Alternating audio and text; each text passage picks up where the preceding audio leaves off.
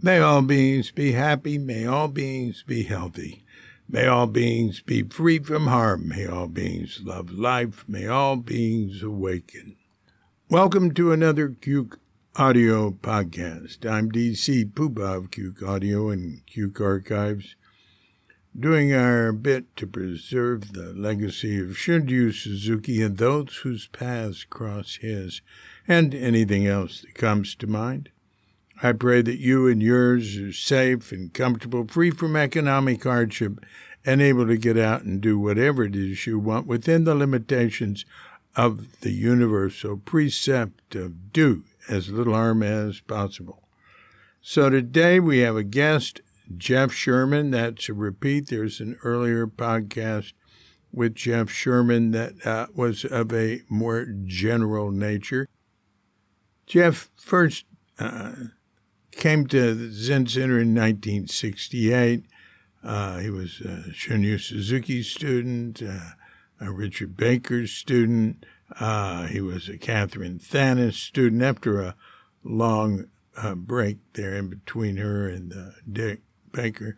And he is currently involved with Josho Pat Phelan's Chapel Hill Zendo. And I would like to add that Jeff was always the most decent person. He always thinks of others first. And he's not assertive, you know. I mean, you'll hear when he talks about what he remembers, he makes it clear, well, this might be wrong, but so and so. Anyway, more people like him, it'd be a more peaceful world. I called him up because in working on Tassahara Stories, a little book I'm hoping to, no, I will finish soon. I had a question about the work done at the Ashes site for Shunryu Suzuki. Now, I know Suzuki worked there and prepared it, but there were some other questions. Anyway, we get into that. And so, look, if you're hoping to listen to a podcast that assures that you will get enlightened in this life, this may help in some obscure way. I like very much his very brief Suzuki Roshi story. I love it. I think it's cool. Now, it's not something that anyone on it's not something that would work on most people, but it's very true. And look, there's a good ghost story. So, look, let's just give him a call and see what happens in this rather mundane journey back in time. So if you're of such a mind, hit pause and meditate or whatever for as long as you wish. And when you're ready to come back, hit unpause, and we'll be here to hit the bell to end the meditation and give Jeff Sherman a call.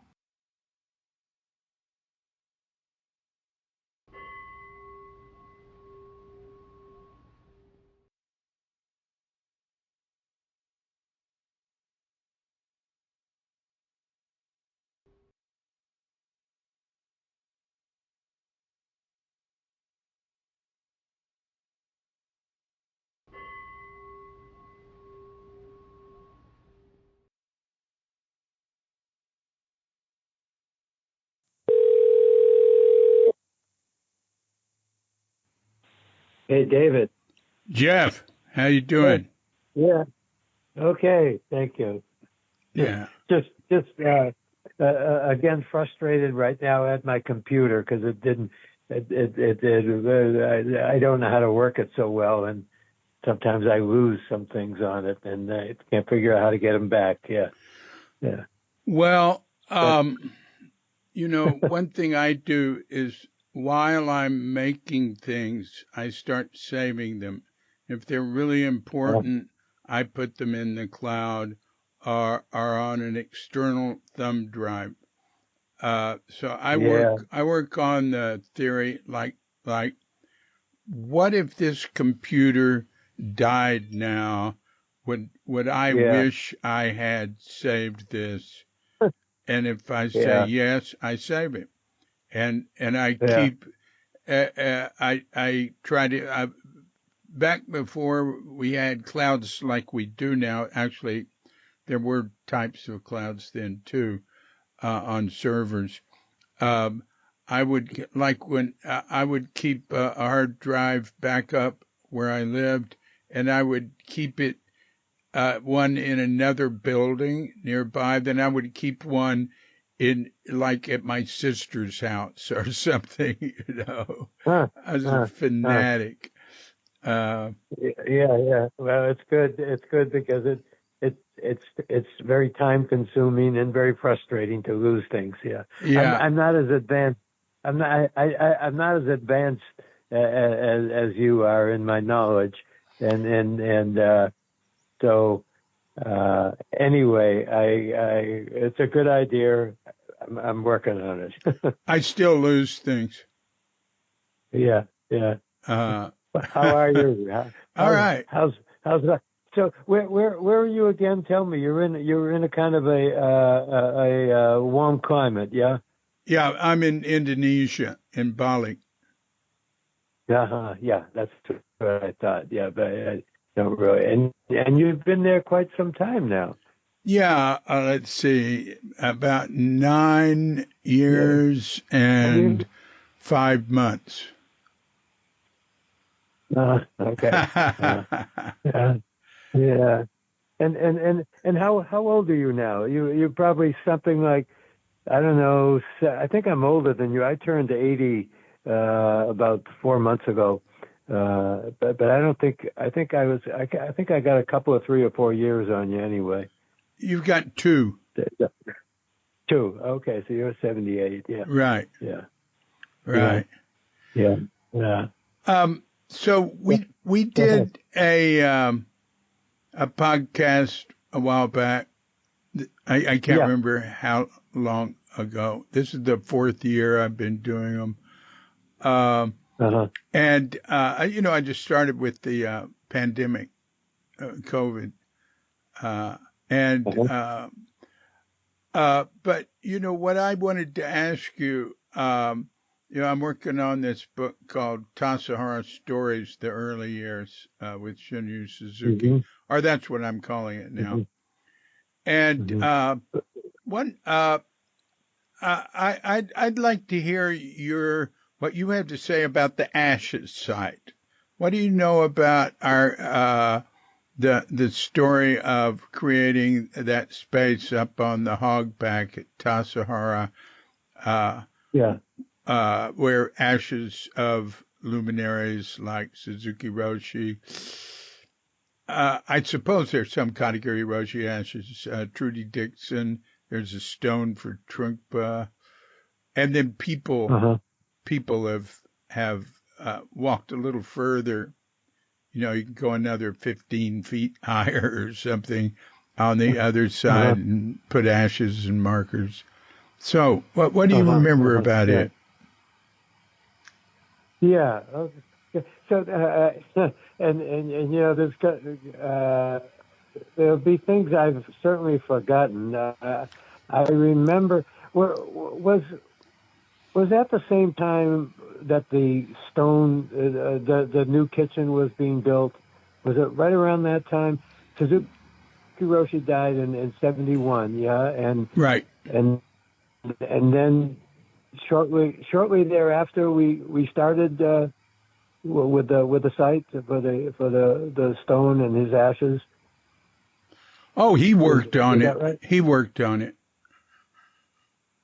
Wait a minute. What do you earlier. mean Well, he was working what on do you it. mean I don't know how far back. Could even have been 69 because he wanted a place for Trudy.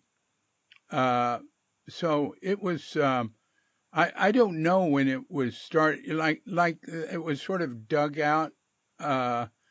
You go up there and there's this little clearing before you take the final few steps to the ascent to the top of the trail. There is not the top of the hogback. You go up further to the left, but the main trail that goes down then back to the creek is just above it a little.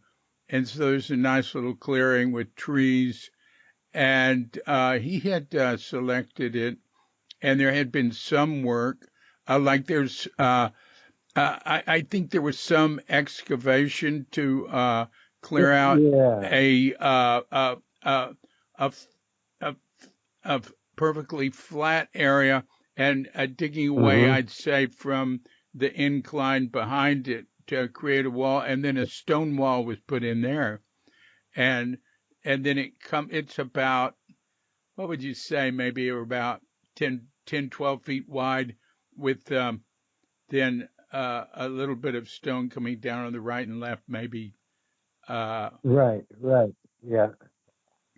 Yeah, so, and maybe 4 or 5 feet high. I couldn't remember. I don't remember lifting anything over my head to get it that high up in the back. But I was curious when actually, if you could set the time frame, because I was the Tenzo at that time, and then Mel was the director, because he asked me. Well, that's 72. That's after Suzuki died. Right. Okay, so that's when that's all I can speak of. I can't speak of the from direct experience of anything before that. Okay. I can remember that you probably know that he found he said that looks like a good stone.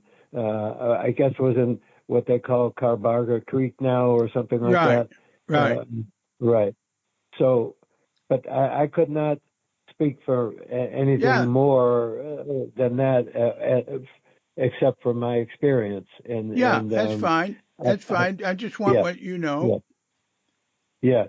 So I remember choosing the rocks down at the creek, and marking them somehow. Not with a pen or with any. Somehow I marked them, and then when I needed more for the wall, then the work period, people would bring them up, on some pretty stout bamboo poles, I believe it was.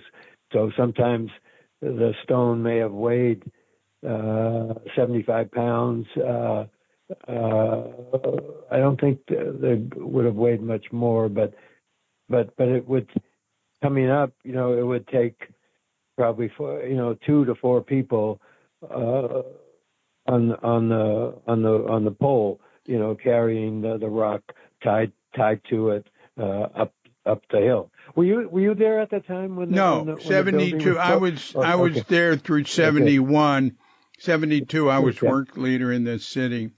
Now, all right. Yeah. So maybe I'm wrong. Maybe the stone wall there behind the stupas, we called them stupas.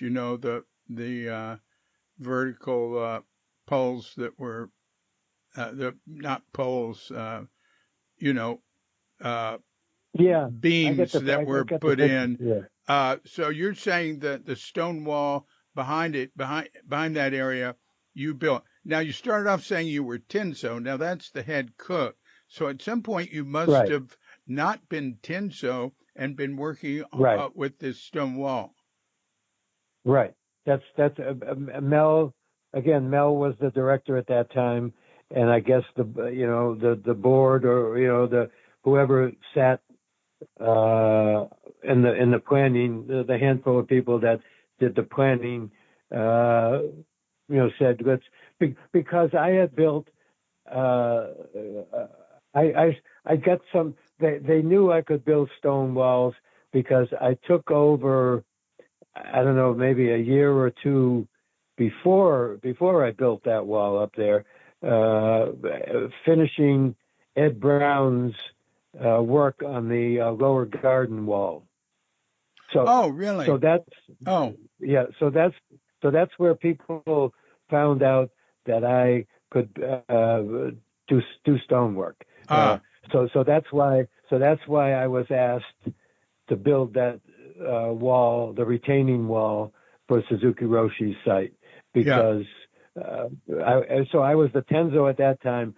So I don't remember if Mary Williams took over for me at that time or she took over for me at another time. I don't know, but anyway, that's how I got to go up there. And I don't remember anything.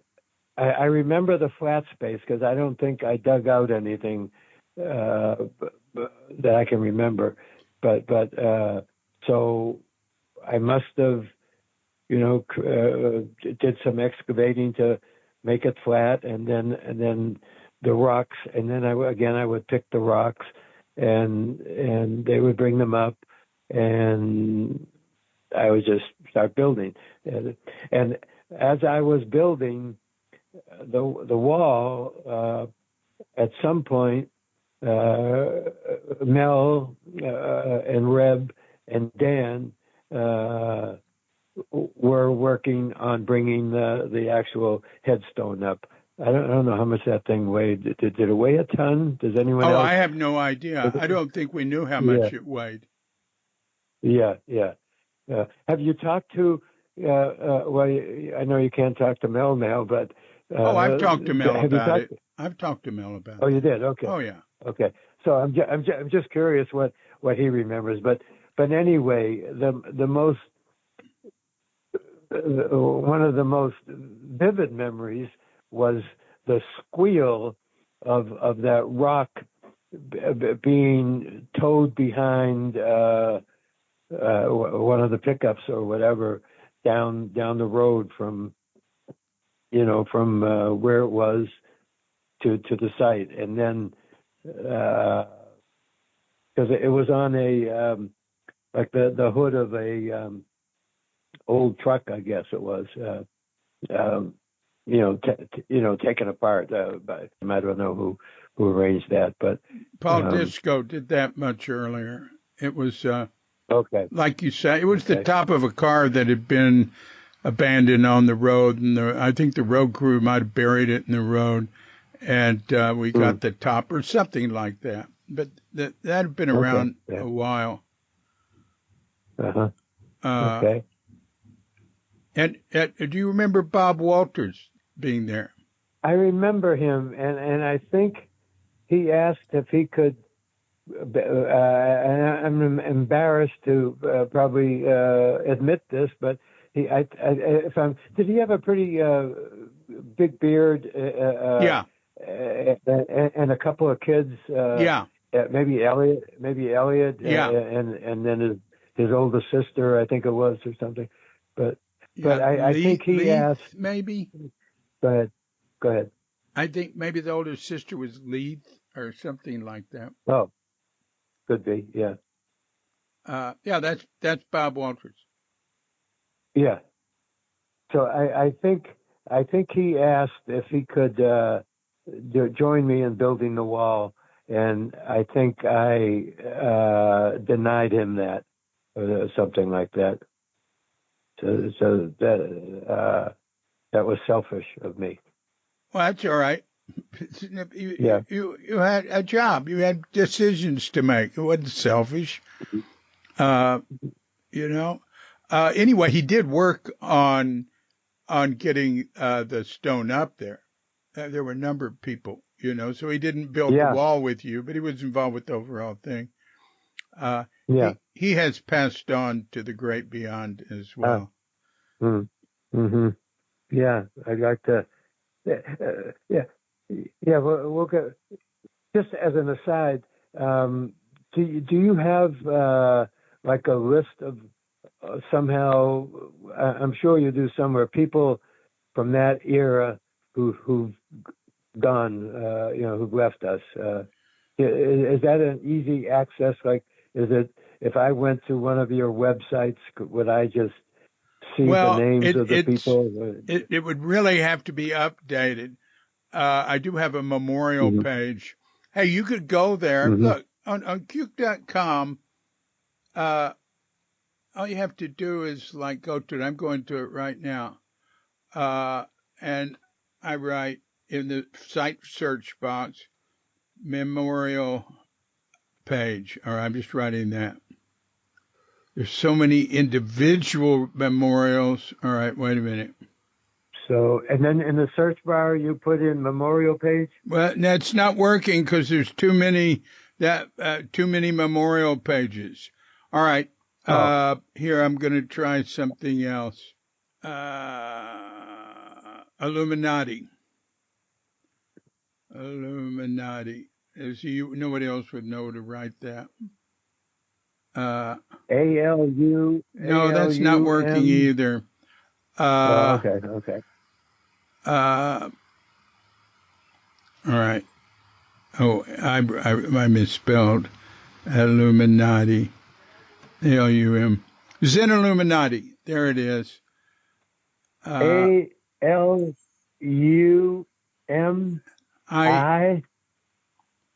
Yeah. N. ATI. ATI. Illuminati. And I'll click the search. Zen Illuminati. If you don't know, okay, it starts off with Claude Dallenberg. Are these kind of in a chronological order? Memorial Index. Look, it says the Zen Illuminati who, right there with Claude. This was at that time. This is about 15 years ago, or no, more than that, more like 20 years ago. I was keeping track of and visiting various senior students who were very old. Della, Betty Warren, Claude Ananda, others. And I was encouraging other people to visit anyone from our wide, rather vaguely defined community who was getting isolated or older or was not well. We should keep track of each other, like Mormons do. They're wonderful at that. But Zen Center people aren't. They're busy, and they're involved with what they're doing. And, I'd talk to board members and say there should be an alumni group that keeps track of people. And they just go, yeah, that's a great way to raise money. That's all anybody ever said, board members. So I have a lot under the Zen Illuminati, but you will see their memorial index. And that has many, many names. And there are many, many names to add to it. I haven't added to that in a long time. So why don't you go on to the memorial index and, oh, God. Do you want me to kind of back arrow here and where I put in Illuminati? You want me to type in what do you call it? Memorial index. I'll find it somewhere along the way, and maybe before I die, I'll see who else has gone before me. Yeah. I know you called about the stone wall, so let's see. I got sidetracked on that. All right, so you're up there preparing it. Now, I know work was done before while Suzuki was alive, maybe in excavating, and I thought he did some stonework, but maybe he never did. Maybe he just got that area ready. And I thought, I'm not positive, but I thought there was something for Trudy up there. That she was the first one up there, and I thought that was done while he's alive, but I'm not sure.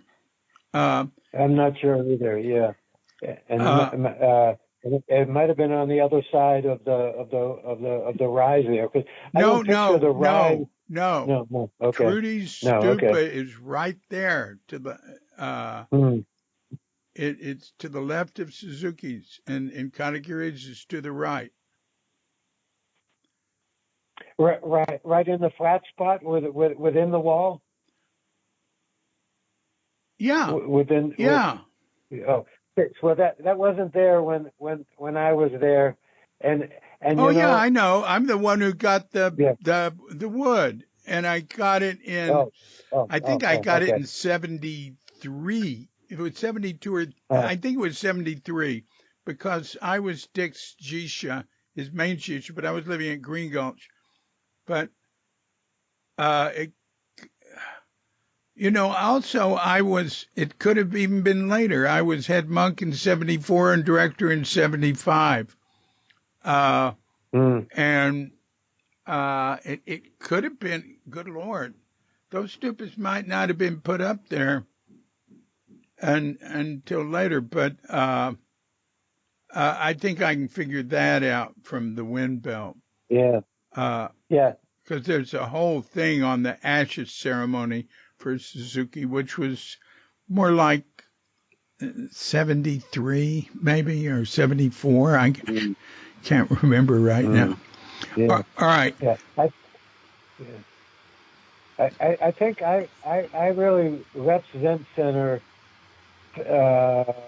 in 73, something like that, and I think I lived in Berkeley for a little while, and maybe practiced with Mel a little while, and then I kind of hit the road, and I didn't really return to Zen Center till about maybe I don't know, maybe 20 years ago, something like that.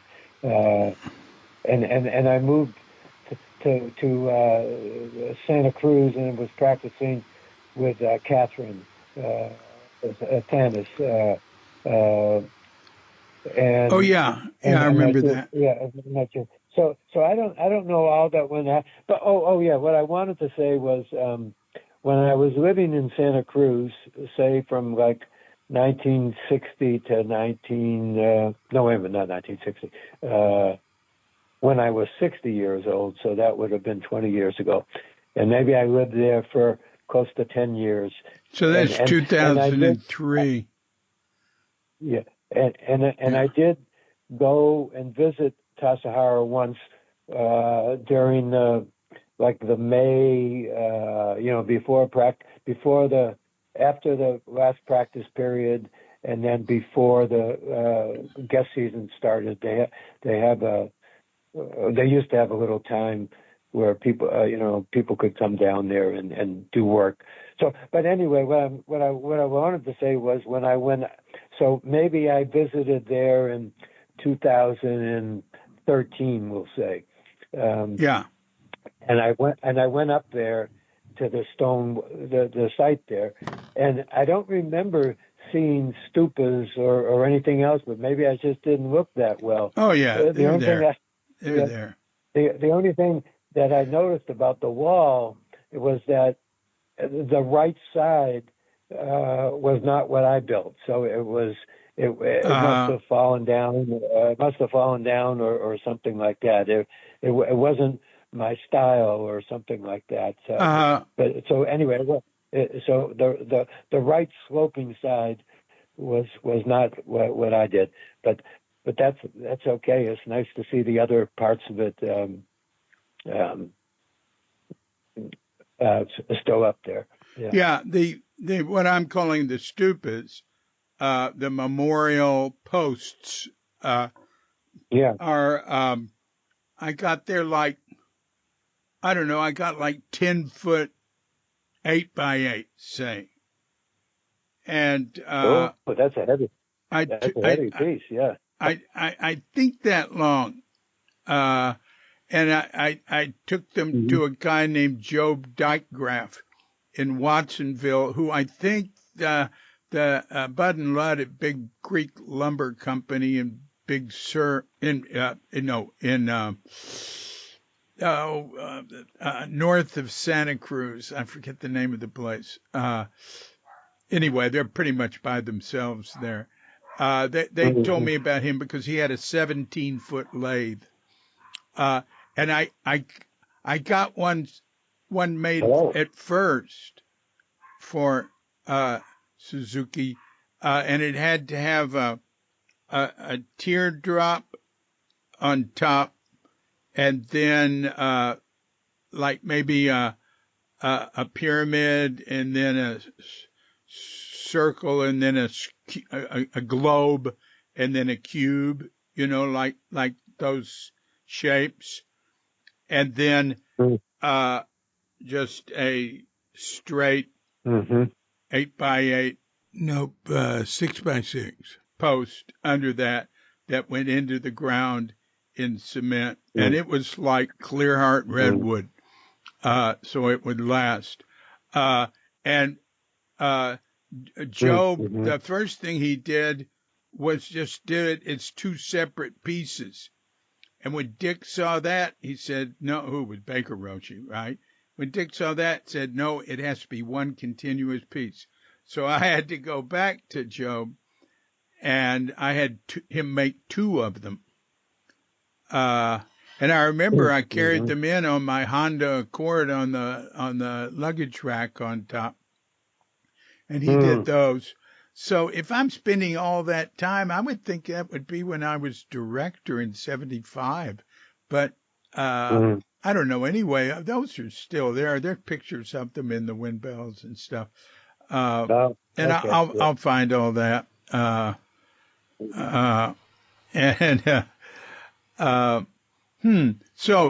when I have talked to people about it, they all mention you.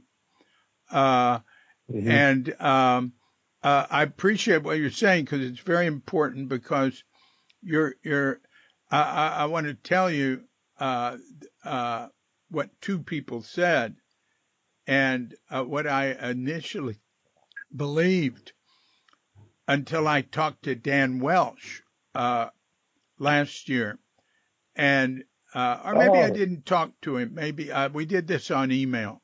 And he wrote about it. Dan's the one that found the main stone in the creek, like you said, in Cabarga Creek, the little creek. Yeah. And up creek from, like maybe behind the shop or up in that area, or at least somewhat up creek from Suzuki's cabin and there. Yeah, yeah. Right? Because you're the one who didn't you? You were working on top. Anyway, I think maybe like you said, Dan, Mel, and Reb worked on getting it up top. But I haven't talked to Reb about this, but Dan and Mel I have, and they both mentioned you, and Bob Walters mentioned you, but Bob and Dan said he and Reb spent time, preparing for where the stone would go. But they mentioned you as like sort of in charge of the area up there. I was building the wall, and those other three were bringing up the big stone, seeing how the big stone. You bet. And then I can remember, one of the three or two of the three, just pounded in for every stage that it went up the side of the hill, and it went up to the right of the hill, and it came right up the side of the hill, and they would drive a stake, like a big, I don't know how big around it was. It may have been, I don't know where they even found it. They're 2 or 3 inches wide, and they just drove it in the ground. So that would act as a, I guess, like not a fulcrum, but then they would either chain or whatever. And I don't know if they used the come along on the old Toyota, or maybe it never had a come along. They got a special winch for it. Somebody whose name I have, but I forget, knew someone that had a special winch. I think that was used just for that operation to pull the stone up. And at some point, the chain broke. I don't remember that. Yeah. Bob Walter said that, and he said they were terrified the stone was going to go all the way back down, but it didn't. It was so heavy. But it was. I think it took several days to get it up there, right? Yeah. More. Yeah, I remember it more than several days, but maybe I'm not remembering right. I remember someone saying the scratches that you put in the rock will take like 50 years or something like that to disappear, or something like that. That doesn't mean anything. They don't know. You can stay there 500 years. Yeah. Well, it's not a quote. It's just it's just somebody saying something off the top of their head. Yeah, probably, yeah. Anyway, it was good. It was good. Hey, I wanted to ask, so what year are people saying it was built, and what year was the new kitchen built? No, well, wait a minute. Let's stay up there on this stone, and then we'll go to other things. Okay. I want to tell you how Mel and Bob Walters told the story, and I only had their versions. And then, I looked at the wind bell. Mel and Bob, look, Bob told me, he stayed with us about probably 12 years ago in Santa Rosa, where Katrinka and I were living. And Mel, I did a few podcasts with Mel before he died just a couple of years ago. I just went over a book that Mel, while I was talking to him, he was working on finishing up a book he'd written. It had two parts. In fact, he talked about it like it was two books.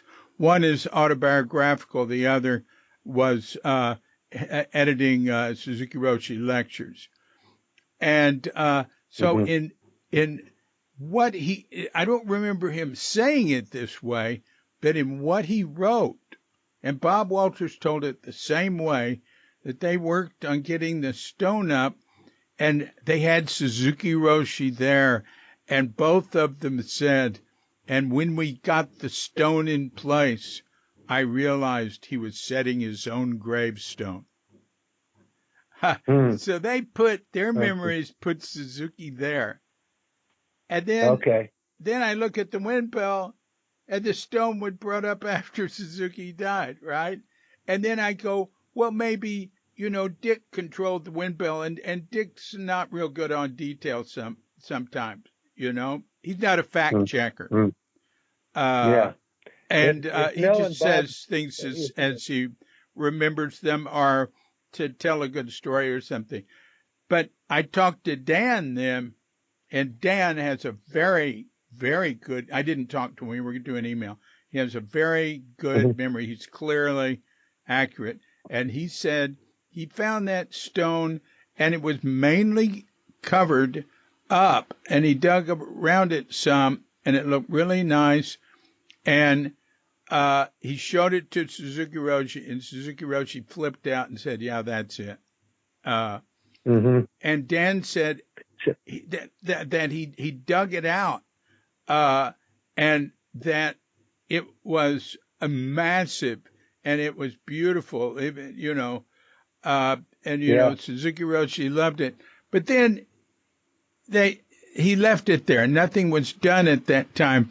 And he said, when they went back to get it after Suzuki Roshi had died for taking it up top, they couldn't find it. It was totally covered up. No. And they had to find it and dig it out and get it up there. So incidentally, Mel's autobiography I made several hundred changes to his memory of historical stuff and some recommendations on what he said. He just, and not just that, then I learned he'd written it 15 years before. It was just, but Mel was like Suzuki that way. He didn't care about details, and so he just put down as he remembered it. And So wait. Let me ask you something, because so you're saying that Mel and Bob both said that all this work was being done while Suzuki Roshi was still alive. Yeah, with him, and setting the stone with him. So, but and what are you saying that Dan? What's his take on it? What's his? The stone wasn't even taken out of the creek until a couple of years after he died. Okay. Well, that's I don't know what to say. I mean, I don't know how old Mel was when he was telling this story, or how old Bob was. Alan Sanaka, who's the executor of that book, maybe the executor of Mel's estate, mainly Liz, Mel's widow, has been working on it. Right. Alan said, Alan sent me the autobiographical part of the book, and I then, using track changes and comments, went over the whole thing. Also, Counterpoint had already, editors at Counterpoint, one editor there had gone over it and had questions. It was really not ready to publish. There were serious problems with it. It was, and also, a priest at Green Gulch who had worked closely with Mel, and a guy who had worked with him in Berkeley had gone over it, and they did no fact checking, and also just in terms of literary stuff, it was, I would make notes like, this is the third time he's said this, and you don't do that. You say something once, this sentence repeats twice here. And, it was just really sloppily done. And fact check was ridiculous. Well, in any event, I would say that Dan has the timing right, as opposed to Mel and Bob. Oh, yeah. And then, because I never, while I was building that wall, I never saw Suzuki Roshi. He never came up there. That's because he had died, Jeff. Yeah. I know. Yeah. But I think it's interesting that Bob would. I know when Bob was there and when he wasn't there. He was there in 1971 at the practice period when Suzuki died. And he wasn't doing the wall then, I don't think. He was, up there, he was Katagiri's Jisha. And he was there in 1972. He and Dick didn't get along. He was too much of a renegade and everything for Dick. And he was, anyway, quite an interesting person. But, to me, he and Mel will be talking about it, and be using, it would seem like it was all accurate until the point they say, I realized he was setting his own gravestone. Their memories created that, or their mind created that memory. Yeah. You know, memory studies, you can't trust any of your memories. You've got to have multiple people saying the same thing. I've seen memory studies.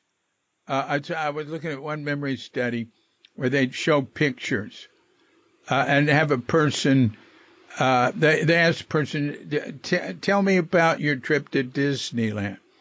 And what did you do? And the person went, well, I did this and this and that. And, at one point, we had, did you take any pictures? Yeah, we had a picture of me and the kids with Donald Duck, you know, a big Donald Duck, or Mickey Mouse, probably. And then they would show, here are, they would say, okay, we have your pictures of Disneyland here.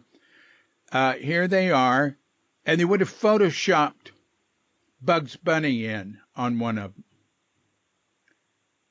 And Bugs Bunny's Warner Brothers. It's not Disney.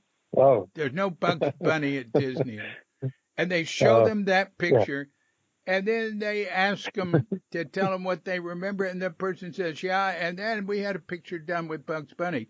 And they found out, even if they tell the person, here's a picture of Bugs Bunny with you. Now, we photoshopped that in because Bugs Bunny is one. They still find that puts that memory in. Yeah. And yeah, I don't know what to say.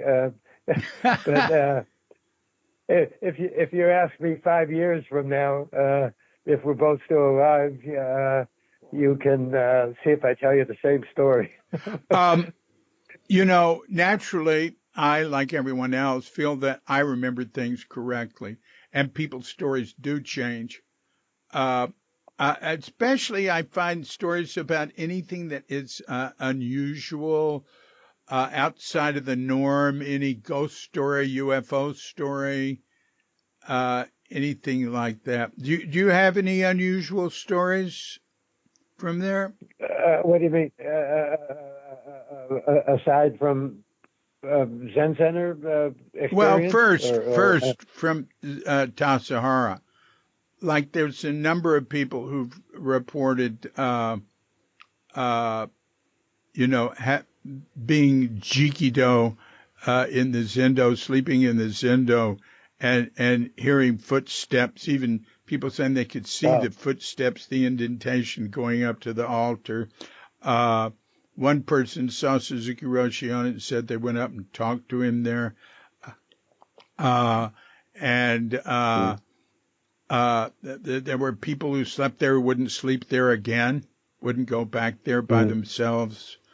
No, I don't, nothing like that that I can do. Only the only things I could speak of outside of Zen Center was when I was a hospice nurse, and some experiences like that, like seeing when I was working and I was living in Arizona and working.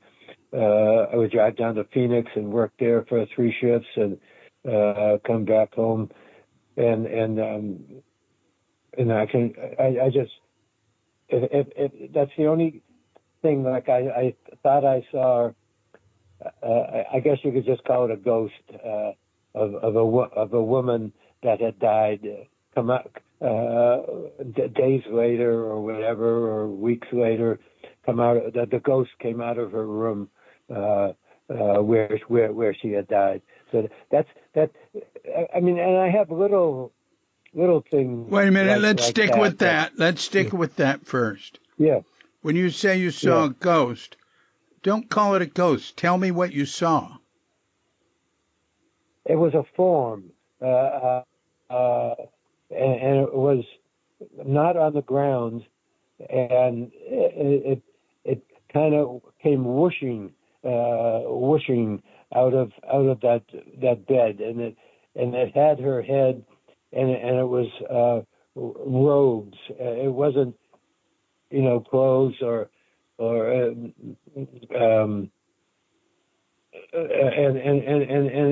that was really all. It just came out. We didn't have any eye contacts or any exchanges. It was just a whoosh, and then it kind of disappeared. Now it came out of the room where she died.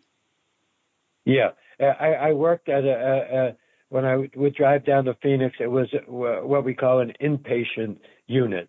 Hospice, hospice has two. You either go to their home, or they are living in a facility. So that's what it was.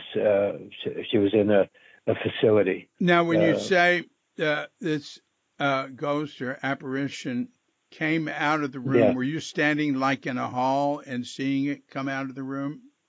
I was at the nurse's station, and the room was down one of the halls, and it was only 2 doors down, and so I had clear sight from the nurse's station. Was the door to that room open or closed? Yeah, no, it was open. Pretty much all the doors would be open, but it was open. Yeah. Yeah, and it just came out and disappeared, or what?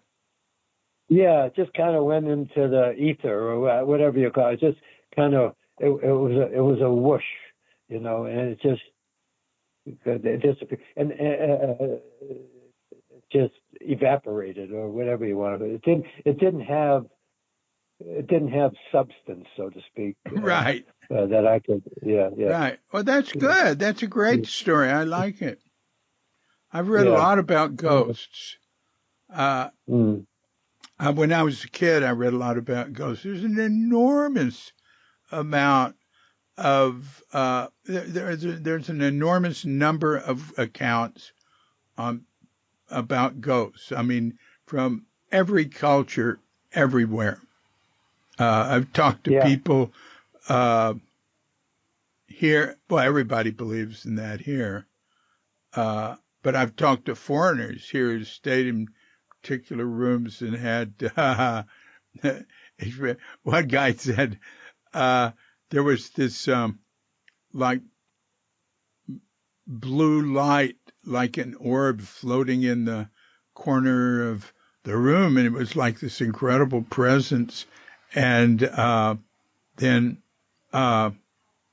the next day, he told the people whose house it was, I think this is in Java, and they said, "Oh yeah, what color was it? A blue. Oh, that one's very friendly."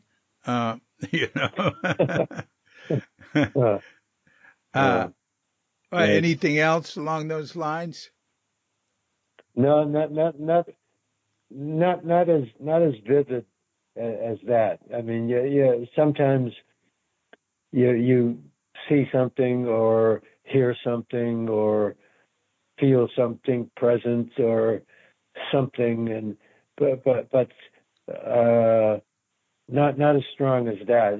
Yeah. Some of the things you just go, now that was interesting. Well, that was something. What was that? Yeah. What have? Yeah. Mm. Yeah. So that. Yeah. It's really nice to be talking with you, to hear, to just to reminisce. I'm a very nostalgic person, so and the memories are what we have, and yeah. Yeah. I have a dual relationship with it all. When I'm working on something, I'm into it, and then I'm totally like you, nostalgic, and I want to know the details. I want to get it down. But the main thing I like about it is just being in contact with people. I don't think Mm-hmm. I don't think what we're saying matters all that much, or what I'm writing. What I think, uh, it's all a way to contact each other, sort of to say hello. Yeah. Uh, Yeah. and I'm really I really have a sense of the importance of people's activity together. A lot of it is superstitious or very clearly, uh, uh, you know, uh, mm, like believing in a lot of crap or whatever. Uh, but It's feeling. It's feelings yeah, too. You know, but it's it's feelings. feelings, Yeah. and Yeah. like Bali's a very animistic culture. They're Hinduism here. They know about Buddha and Vishnu and all that, and the ceremonies are tend to be about the Ramayana and the Hindu and those stories. Uh, Personally, I don't see it. I see it as all cultural stuff, uh, Yeah. and the spiritual stuff. To me, in old Hindu writings, is the uh, uh, up, up, the Upashad. What's it called? I'm not sure. I'm still stuck on this word. You when you first started on the Bali culture, you said animistic Yeah, or yeah. something that sounded. What does that word mean? I don't know what that word means. Oh, Upanishads. Animistic is spirits. Okay. Okay. Like if you study anthropology, all primitive cultures are animistic, and then when they get into like what we call civilized, uh, uh, you know, poly polytheistic and monotheistic religions arise, and they tend to be about for larger, more organized groups of people like Greeks, Romans, Jews, uh, uh, uh, Chinese, uh, and Confucianism, Taoism uh, in China, and then Hinduism and Buddhism in India, and how much they spread Christianity, coming out of uh, Judaism in the Mideast, and then Islam coming out of Judaism, and it's like those are the Abrahamic traditions. Yeah. I'm losing you. There's too many details or Right. too So many words.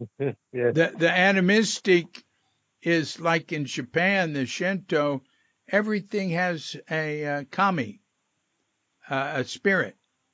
Every tree, Mm, and some people, mm. uh, that's what they're really into. And here, so there's just so much about spirits and ancestors' spirits coming back to visit Mm-hmm, and mm-hmm, stuff like that, and offerings, constant offerings. Uh, mm. and anyway, I see that Yeah. stuff as holding the culture together, keeping people together, giving people a sense Mm-hmm, of who they are, of where they fit in, uh, mm-hmm. and then there's people who look at it literally and say it's all a bunch of crap. How ignorant you are to believe in this and that, right? This sort of uh, atheistic, materialistic approach, which I Mm. always liked. I mean, I grew up in a sort of mind-only Christianity, sort of cosmic consciousness, and to me, what everybody believed was ridiculous. So I felt more kinship to atheists and agnostics, Mm. definitely.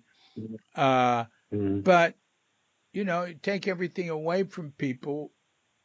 What are you going to give them? You know? You know, China, the way communism expressed itself in China and in Russia was so bleak. They were good at trying to take care of everybody, except when they make centralized decisions that made millions die. But it was so bleak and lacking in good art and culture and music. And some good music came out of Russia, but that's not because of the dictatorship of the proletariat. Anyway. Yeah. So, well, do you have anything else in mind? I can't think of anything else with the wall. Yeah, that's enough. Or that whole deal there. But so, what will you do with all this information? Are you compiling some period of time, or just some big event of Suzuki Roshi's death, and where he's buried? And you know, when I think it was a couple of years ago that Peter Snyder was, I think, visiting Green Gulch. Reb was there, and I think what's Peter's wife's name? I can't remember. Jane. Jane. So she was there too, and they both made a presentation or a talk. And I can't remember. Jane mainly talked about the Buddhist robe chant. You know, I say it every morning here, but or when I'm at the temple. Great robe. Well, anyway, she talked about that. I can say it. Yeah. But I can't remember it. But I'll say it tomorrow morning, though. Yeah.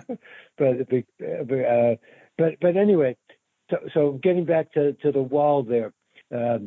So then after they both talked, and they were at Green Gulch, I believe, unless they were Zooming. But anyway, then they opened it up for comments or questions, and so anyway, I just kind of peeked in. I didn't have a question. I was just saying hello, and then it came up that they wanted to know. Someone said, "What's your memories of Suzuki Roshi?" And mainly what I said was it was really nice. I don't even know if I used the word nice. Just being around him, you know. So that's what I said. And then Red peeped up and said, "Yeah," and he said, "And you built a wall around him," something like that. So because that's So that was nice. So I just can kind of close on that one, and it's just nice memories. Tasahara was just nice memories. The whole thing, especially Tasahara, more than City Center for me. Oh yeah. It was just a wonderful place to live. Yeah. And practice together. Yeah. So I guess I was asking, what do I expect to see from this if I go visit your website or something like that, somewhere down the road? Just go to your page and see if anything from it has been used. Okay. You know, just write Jeff Sherman on the site search box. Okay. Yeah. Hey, you know, I see Bob Schumann. He only lives like a half hour away. He lives in Raleigh. I want to talk to Bob. Yeah. Now, Pat gave me a phone number for him. I've died to talk to him. Can you tell him that? Well, I 2 years ago was probably the last time I have any contact. We don't contact, but do you want me to write him and say I talked to you and he says he'd love to talk with you. Yeah. I just like hearing about old times. So I like hearing what Mel and Bob said, and then hearing what Dan said, and all that kind of stuff, and then so I don't know that I had much substance it really was just a nice visit with you. That's really fine. Yeah, I feel the same. The reason I called you was just the timestamp. I just wanted, since I had both Mel and Bob saying the one thing and Dan saying the other, I wanted to see if you agreed with Dan and the wind bell that all this was done afterwards. I already thought that, but I wanted to nail it. And I wanted any other detail you came up with. And you've got some nice details. Here. You have a nice page, and you sent some pictures. They're neat. Yeah. Hey, how long were you and Margaret together? Let's see. Well, we met at Tassajara. Wait a minute, is that right? It must have been. So I had 2 stays at Tassajara. One was for 1 year, and then maybe I went to City Center for a year or 2, and then I came back to Tassajara for a couple of years. Your first day was when Suzuki Roshi was alive, so it was like late 60s or 1970, around then? It was the second practice period that I went to. I didn't go to the first practice period. So what was that, in 68? Yeah, 68 spring. Yeah. So that was that, and I think I stayed a year there that time, and then I went back to, and I think, if I'm not mistaken, then during that time, they moved from Page Street. No, wait a minute. They moved from Laguna and Bush and Laguna. Is that right? Yeah, where the old exactly. temple was. Yeah, and somewhere around 68 or something like that. November 69. They moved. They moved to Page and Laguna then. Yeah, November 69. Yeah. Okay. So. Well, anyway, you asked how long I knew Margaret, so I would say 5, maybe 8 years or something like that, and then we got married. Mel married us in Berkeley, so I think that was 73. Yeah, but I'm not positive. But so I would say I knew her could have been 10 years. But I'm not sure for sure. And you moved. You and Margaret moved. Do you remember where you moved to? Yeah. Well, when we started leaving Zen Center, and we didn't really know where we were going to go. But let's see. Well, we lived at that old green trailer that Banducci had on the road in from the mailboxes at Mirror Beach there. Yeah, do you remember there was a trailer there?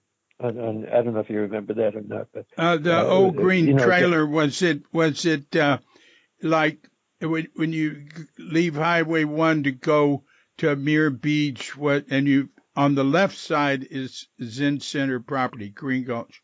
Was the trailer in there? The trailer was there, right? It was real close to the road, yeah. So on the left side, on Zen Center property. Yeah. Well, that's what you're saying. I don't know whose property it was, but I think I thought it was Banducci's property, but maybe it was Banducci's old trailer or something like that. Well, it didn't matter. He was close with Wheelwright. Nobody, and Zen Center has never, use that. I think now it's all protected wetland that close. Yeah, yeah. So I remember Diane lived down the road on the right side, up on that little bit of a hill there. Yeah. But I can't remember when she moved it. But that's where Margaret and I started leaving Zen Center, and then I think we might have moved to Oregon for a little while, and somehow we ended up in Montana. I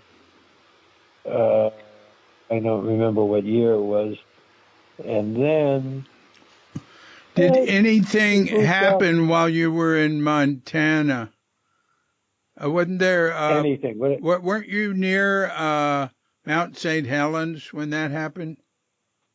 Yeah. I even have some of the ash in a little bottle. I still have it. Yeah. Was that when you were living in Montana, or were you closer? Yeah. And were you close to Mount St. Helens then? Well, I don't know how far we were in Missoula or outside of Missoula, around maybe 40 miles from Missoula.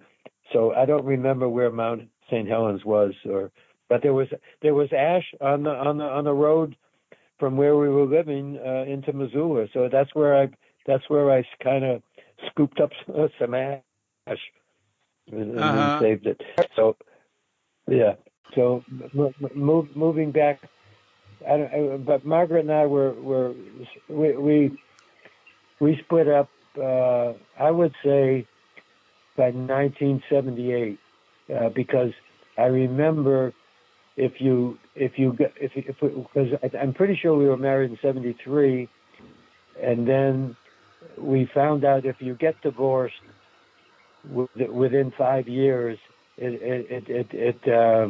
it's a lot easier with legal paperwork or whatever. But so I would say we were married for 5 years, and we met at Tassajara, something like that. That's my memory of it. That's interesting. Incidentally, Daya and I didn't get divorced until 1988 in November, December, so that Elin and I could get married. We'd never gotten divorced. We just, stopped living together, and we had no trouble getting divorced. We had no legal anything. She had always just thrown all the papers away. I talked, and then we had to find out where to do it. At first, I thought it was state, but then it turned out because of the year or something, it was San Francisco.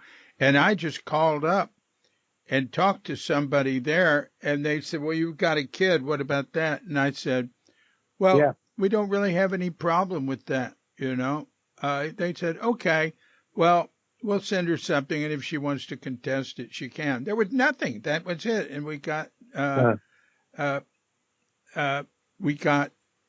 divorced with her just throwing everything away when it came in. She didn't want to. How old was Kelly when you got divorced? He must have been close to 20 years old, maybe. No, he was like 15. Okay. Yeah, he was 15. He was a baby when you both were at Tassajara, right? Oh yeah. Yeah, we moved to Tassajara when Kelly was a few months old. Yeah. He was born at Green Gulch. Mm-hmm. Yeah. Where's he now? Spokane. Okay. And is that where Diane is too? Is she up there? Yeah, Daya.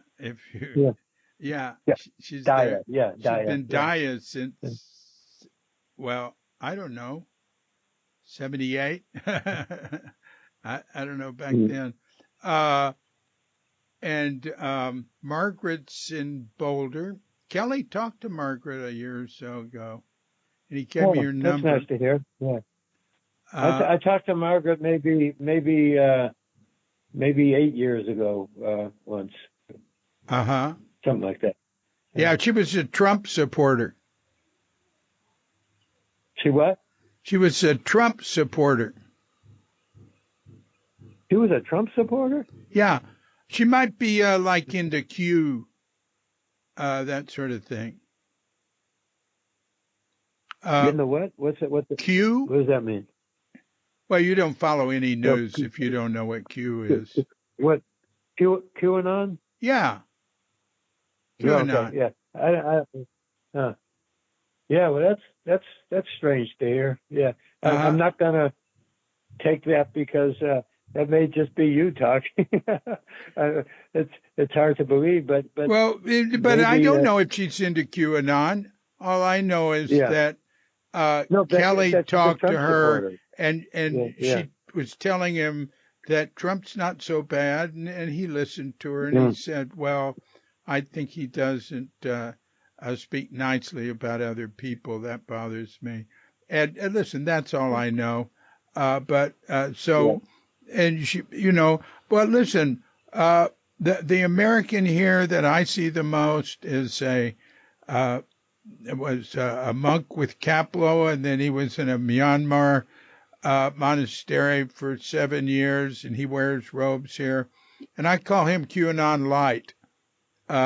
He totally. A lot of people, man, they get caught by this Fox News right-wing disinformation cycle, and that's it. They can't get out of it. And he's totally into the danger of gay pride and grooming children and the danger of the trans people. And, I tell him that's all disinformation. And he was saying, oh, yeah, you think they're so harmless. Look, they're doing mass murders. And then I sent him an article showing that out of 3,900 mass murders in America since 1996 or something, 4 of them have involved trans people. But Fox News pushes that as hard as they can because they get people all worked up, and then they watch Fox, and Fox makes more money. Fox just looks for ways to make money. And, like InfoWars, they do that. They just make up things. But Fox Fox agreed with, made a settlement with Dominion.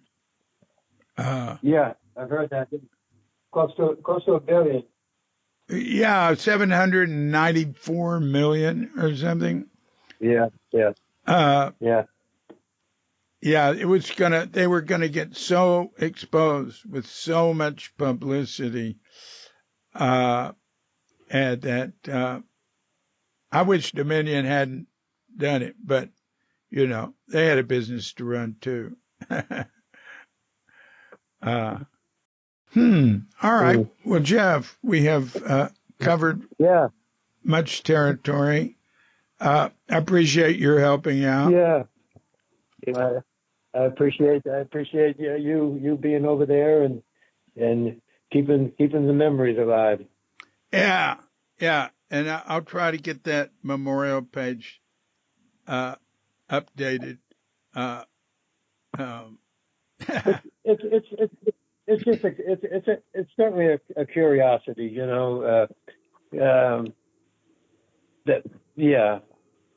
like when I heard Niels had died, I didn't think he would die. Me too. And he just seemed so wiry and so strong, and I don't know, was it Norway or Denmark? Where was he from? Denmark. Denmark? Yeah, Denmark. Viborg. Yeah. He was from Viborg. Nils. Good. Nils hadn't gotten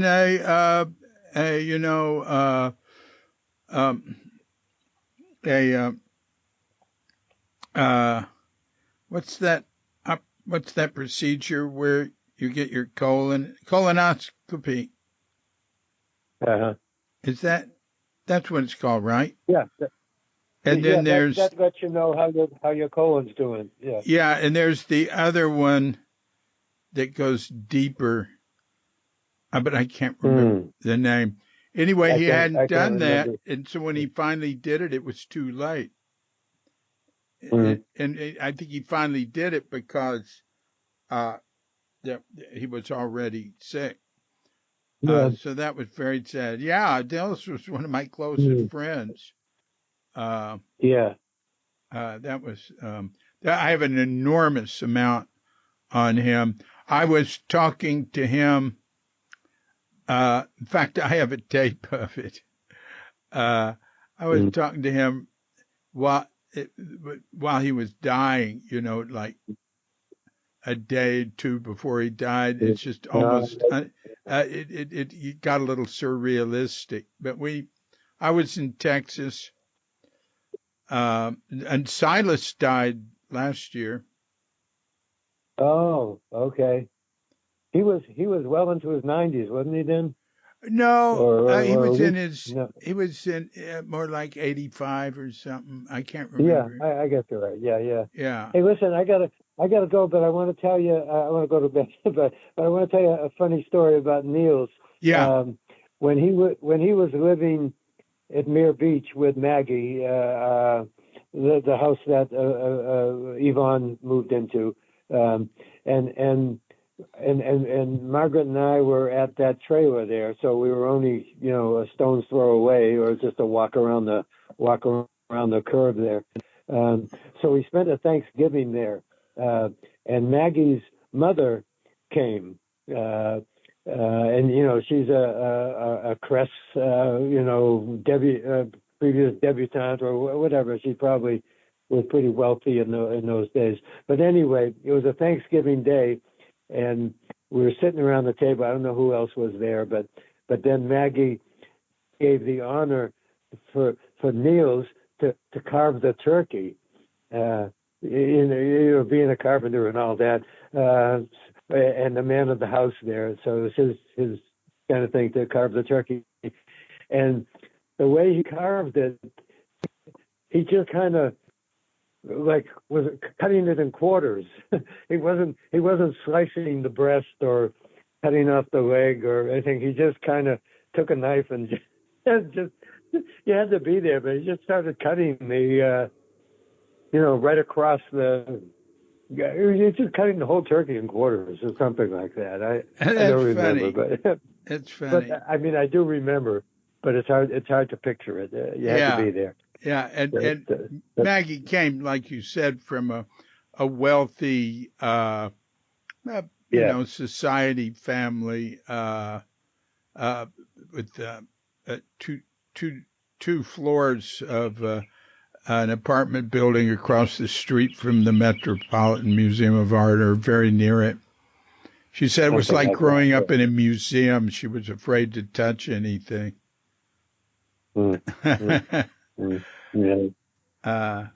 Yeah. Okay. That's good. Okay. Thanks a lot. Down the road. Yeah. Thanks a lot for you. Yeah. Take care then, huh? Take care. Okay. Bye-bye. Bye-bye. So thank you very much, Jeff Sherman. Appreciate your picking up the phone and helping me out there with some memories and timestamps and that neat ghost story. And I love it when he's asked, tell us something about Suzuki Roshi. He said something like, well, he was very nice to be around. Isn't that great? I love that. Okay.